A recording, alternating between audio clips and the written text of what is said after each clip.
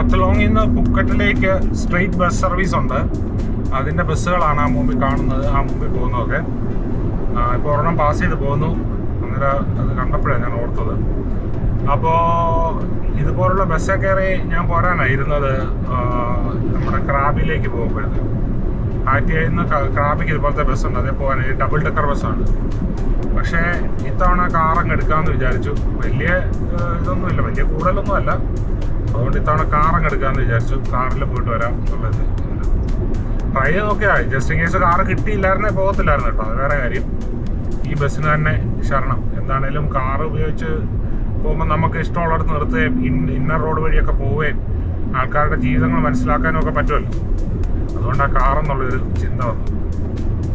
ഈ മുമ്പിൽ പോകുന്ന ഒരു ഡബിൾ ഡെക്കർ ബസ്സാണ് കേട്ടോ. 2 ഇതുണ്ട്, റോയുണ്ട്. താഴെ ഒരു റോ, മുകളിൽ ഒരു റോ. ഇതിൻ്റെ എൻജിൻ വന്നിട്ട് പുറകുവശത്താണ്. നമുക്ക് കാണാം, അതായത് ഈ പറയുന്ന പോലെ ഒരു നെറ്റ് പോലെ ഒരു സാധനത്തിൻ്റെ അകത്ത് എൻജിൻ ഇരിക്കുന്നത് നമുക്ക് കാണാം. കുറച്ചുകൂടെ അടുപ്പിക്കാമെന്ന് നോക്കട്ടെ, അങ്ങനെ നമുക്ക് കാണാൻ പറ്റുമായിരിക്കും. ഇതും പുക്കറ്റിലേക്കുള്ള ബസ്സാണ് കേട്ടോ. ഇതും പുക്കറ്റിലേക്കുള്ള ബസ്സാണ്. പുക്കറ്റ് എന്ന് പറയുന്നത് one of the major city തന്നെയാണ് ഇവിടുത്തേത്. നമ്മൾ ഇറങ്ങേണ്ട സ്ഥലം എത്തുന്നു. ഞാൻ പയ്യെ ഒന്ന് റെഡി ആവട്ടെ.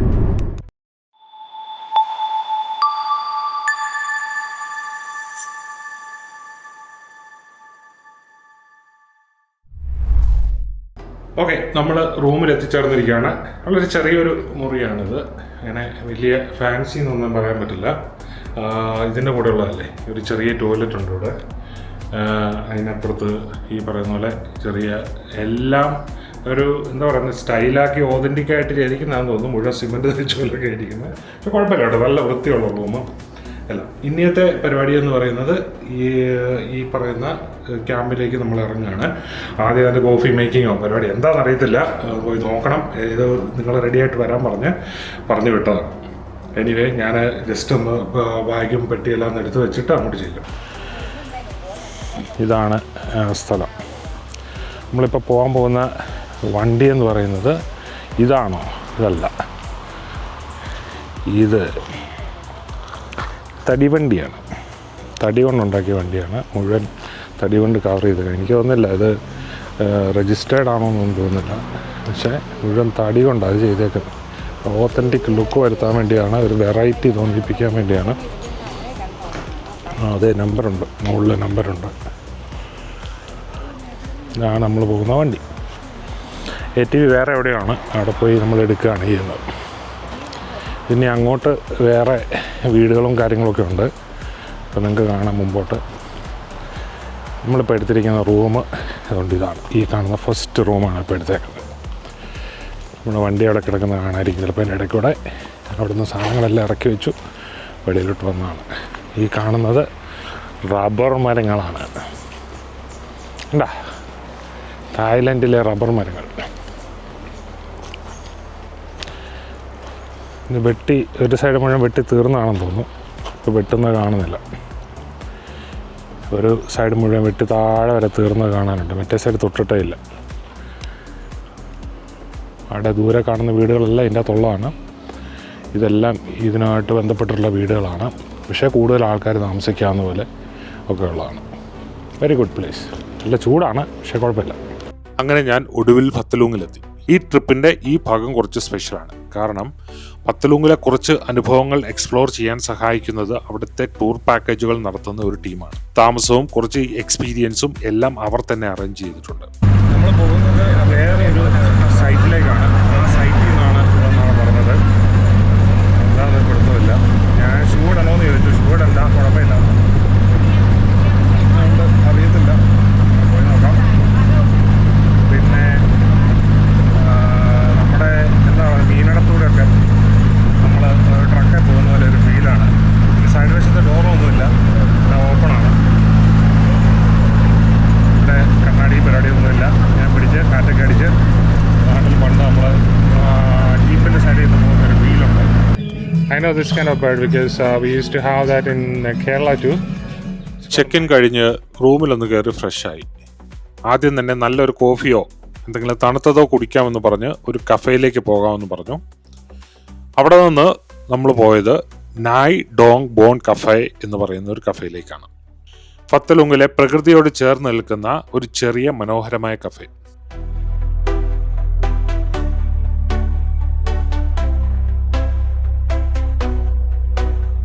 അവിടെ എത്തുന്ന വഴിയേ മനസ്സിലാകും നഗരത്തിലെ തിരക്കുകളിൽ നിന്ന് മാറി പതിയെ മറ്റൊരു മൂഡിലേക്കാണ് നമ്മൾ പോകുന്നതെന്ന്.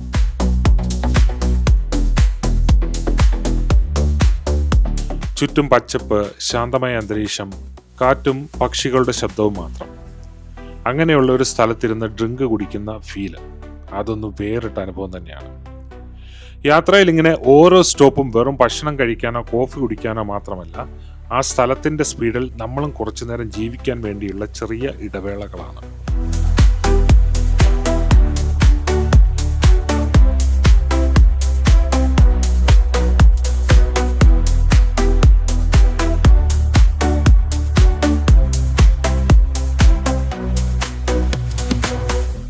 അങ്ങനെ ഫത്തലുങ്ങിലെ എൻ്റെ ആദ്യത്തെ ഔദ്യോഗിക സ്റ്റോപ്പ് ഇവിടെ നിന്നാണ് തുടങ്ങുന്നത്.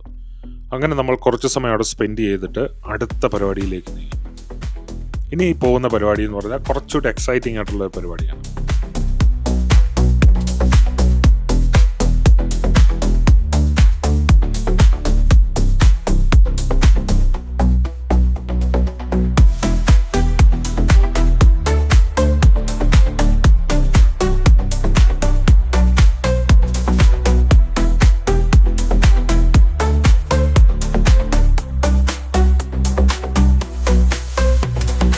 മരത്തിലൊരുക്കിയ രഥം പോലുള്ള പിക്കപ്പ് ട്രക്കിൽ കയറി ഞങ്ങൾ യാത്ര തുടർന്നു. ആ ട്രക്കിലിരുന്ന് കാറ്റ് കൊണ്ടുള്ള ഒരു യാത്ര ഒരു പ്രത്യേക ഫീലാണ്.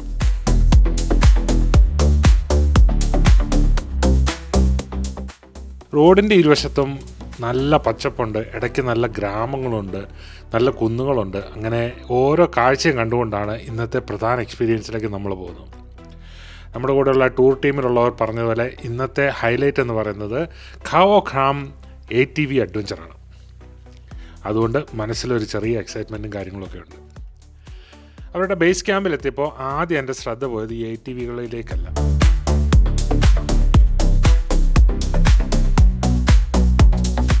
കുറച്ചകലെ വലിയൊരു മാൻകൂട്ടം ഒരു കൂട്ടിലാക്കി നിർത്തിയിട്ടുണ്ട്. ഇത്രയും മാനുകളെ ഒരുമിച്ച് ഇത്ര അടുത്ത് കാണുന്നത് ആദ്യമായിട്ടായിരുന്നു കേട്ടോ. ഇവിടെ വരുന്നവർക്ക് നമുക്ക് തീറ്റയൊക്കെ മേടിച്ച് കൊടുക്കാനുള്ള അവസരവും അവിടെയുണ്ട്. ഞാൻ കുറച്ച് തീറ്റയൊക്കെ മേടിച്ചു. ആദ്യമൊന്നും മടിച്ചു നിന്നെങ്കിലും അവ പെട്ടെന്ന് തന്നെ ആണെങ്കിൽ എല്ലാവർക്കും ഞാൻ ഓരോന്നോരോന്നായി കൊടുക്കാൻ തുടങ്ങി. എല്ലാം മറന്ന് ഒരു കുട്ടിയെ പോലെ സ്പെൻഡ് ചെയ്ത സമയമായിരുന്നു അത്.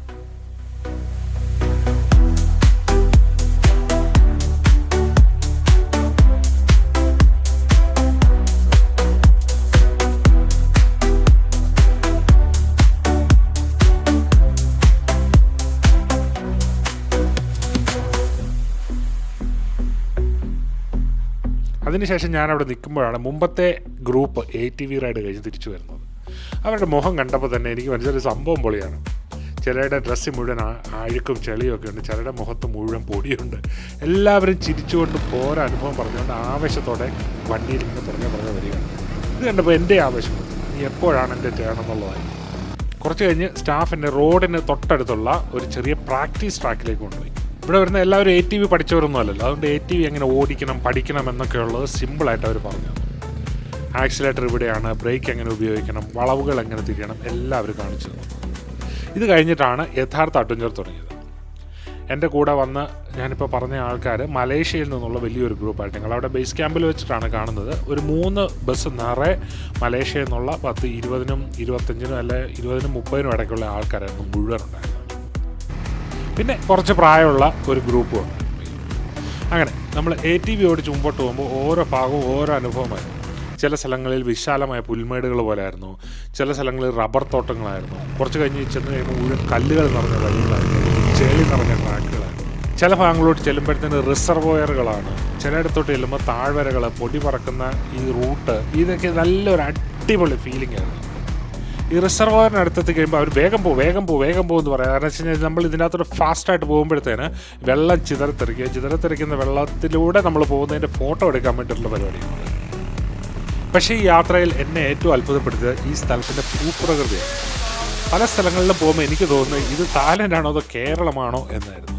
കാരണം എവിടെയും വാഴകൾ, നമ്മൾ നോക്കുമ്പോൾ പയറുവള്ളികൾ, ഇഞ്ചിയും മഞ്ഞളും ഒക്കെ കാട്ടിയടികൾ പോലെ വളർന്നു കിടക്കുന്നു. അങ്ങനെയൊക്കെ. അതിനിടയ്ക്ക് വേറൊരു കാഴ്ച കണ്ടപ്പോഴാണ് ഞാൻ ഞെട്ടിപ്പോയത് കേട്ടോ. ഒരു വട്ട മരം നിൽക്കുന്നു. വട്ടയെന്ന് പറയുന്ന മരം ഉണ്ടല്ലോ, വട്ടയിലെന്നൊക്കെ നമ്മൾ പറയുന്നത്. ആ മരം ഒരെണ്ണം നിൽക്കുന്നു. ആയിരക്കണക്കിന് കിലോമീറ്റർ അകലെയായിട്ട് നമ്മുടെ കേരളത്തിലെ ഒരു മലയോര ഗ്രാമത്തിലൂടെ യാത്ര ചെയ്യുന്ന അതേ ഫീലായിരുന്നു അവിടെ. ഇടയ്ക്കിടയ്ക്ക് ഫോട്ടോ എടുക്കാം, പല സ്ഥലങ്ങളിലും നിർത്തി ഓരോ ഫോട്ടോ ഒക്കെ കണ്ടു കഴിഞ്ഞാൽ ക്യാമറ എടുത്ത് നമുക്ക് ഫോട്ടോ എടുക്കണമെന്ന് എവിടെ നോക്കിയെന്ന് പറഞ്ഞാലും നല്ലൊരു ഫ്രെയിമുണ്ട്. അങ്ങനെ യാത്രയുടെ ഏകദേശം പകുതിയായപ്പോൾ കാടിന് നടുവിലുള്ള ഒരു കഫേയിൽ കൊണ്ട് നിർത്തി. നല്ല ചൂടുള്ള ദിവസമായതുകൊണ്ട് എല്ലാവരും അകത്ത് കയറി ഒന്നുകിൽ തണുപ്പ് മേടിക്കും, അല്ലെങ്കിൽ ചൂടുള്ള കോഫി മേടിക്കും. അങ്ങനെ പല ആളുകൾ. പക്ഷേ ഞാൻ അകത്തോട്ട് കയറിയില്ല, കാരണം എനിക്ക് ഇതിൻ്റെ ആവേശവും കാര്യങ്ങളൊക്കെ ഉണ്ടായിരുന്നതുകൊണ്ടും ഞാൻ കയറിയില്ല. മാത്രമല്ല എനിക്ക് വലിയ ദാഹമൊന്നും ഇല്ലായിരുന്നു.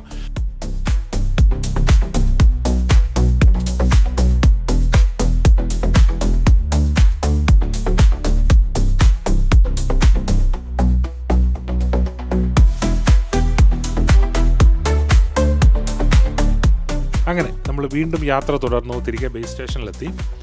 എല്ലാവർക്കും യാത്ര പറഞ്ഞു. നമ്മൾ യാത്ര തുടരുകയായി. കുറച്ച് പേരെ പോയപ്പോഴത്തേന് കൂടെയുള്ള സ്റ്റാഫ് പറഞ്ഞു ഇനി ഒരു സർപ്രൈസ് ഉണ്ട്.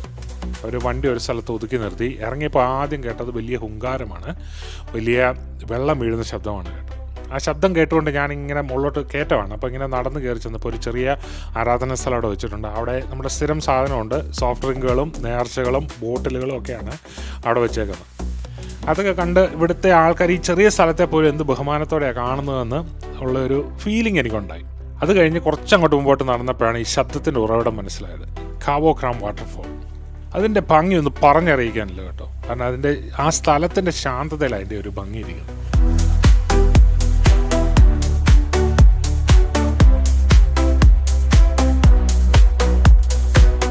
വെള്ളത്തിനരിയത്തിലേക്ക് ഞാൻ ചെന്നപ്പോൾ വേറൊരു അത്ഭുതം കൂടി കണ്ടു. വെള്ളത്തിൽ ആയിരക്കണക്കിന് വലിയ മീനുകൾ കേട്ടോ. എനിക്ക് വിശ്വസിക്കാൻ പറ്റില്ല, കാരണം ഇത്രയും വലിയ മീനുകൾ എങ്ങനെ ഇവിടെ കിടക്കാൻ പറ്റിയെന്ന്. കാരണം നമുക്കൊക്കെ അറിയാം ഇതുപോലുള്ള ഒരു സാധ്യത ഉള്ളത് ആൾക്കാർ അന്നേരം പോയി മീൻ പിടിക്കുമെന്നറിയാം. ഇവിടെ അവർ മീനുകളെ സംരക്ഷിക്കുന്നുണ്ട്. ഇവിടുത്തെ മീനുകളെ ആരും പിടിക്കാറില്ല. അതുകൊണ്ടാണ് ഇത്രയും വലിയ കൂട്ടമായിട്ട് ഇതിവിടെ ഉള്ളത്. പ്രകൃതിയെ നമ്മൾ സംരക്ഷിച്ചാൽ പ്രകൃതിയും നമ്മളെ എത്ര മനോഹരമായ കാഴ്ചകൾ തരുമെന്നുള്ളതിന് നല്ല ഉദാഹരണം വേറെ ഒന്നുമില്ല. അവിടെ പല സ്ഥലത്തും ക്യാമറകൾ കണ്ടു. അപ്പോൾ എനിക്ക് തോന്നി കള്ളന്മാരവിടെ ഉണ്ട്, ഇല്ലീഗലായിട്ട് കാര്യങ്ങൾ ചെയ്യുന്ന ആൾക്കാർ അവിടെ ഉണ്ടെന്ന് എനിക്ക് മനസ്സിലായി.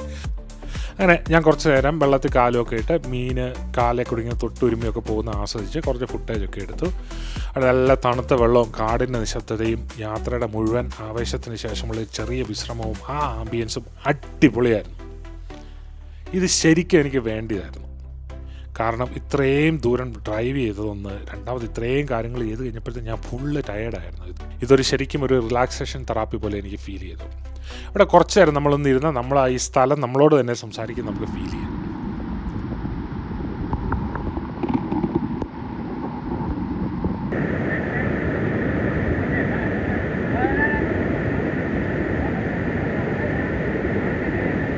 തിരികെ ആ മരത്തിൽ നിർമ്മിച്ച പിക്കപ്പ് രഥത്തിൽ കയറി ഞങ്ങൾ യാത്ര തുടരുകയാണ്. ഞാനവിടെ ചിന്തിക്കുകയായിരുന്നു കഴിഞ്ഞു പോയ ഈ മണിക്കൂറുകളെ പറ്റി.